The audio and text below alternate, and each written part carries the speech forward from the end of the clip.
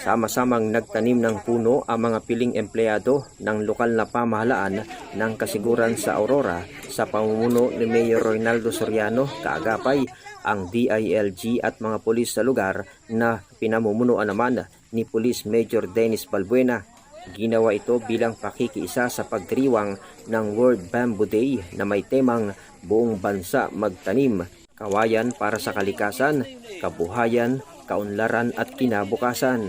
Isinagawa ito nitong Miyerkules sa bahagi ng Barangay Calantas na isa sa mga lugar na madalas makaranas ng baha tuwing sumasapit ang tag-ulan. Kaugnay nito ay nagsagawa rin ng kaparehong aktibidad ang lokal na pamahalaan ng bayan ng Tinalungan na pinamumunuan naman ni Mayor Manuel Torres.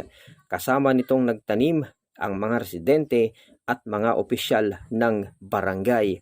Nakiisa rin sa pagtatanim sa lugar ang mga tauhan ng pulisya sa pangunguna ng kanilang hepe na si Police Major Regan Lopez. Base sa pag-aaral na ang pagtatanim, pag-aalaga at paggamit ng bamboo o kawayan ay nakakatulong para ibsan ang epekto ng climate change. Para sa World Bamboo Day, ito ang Balitang Aurora Online.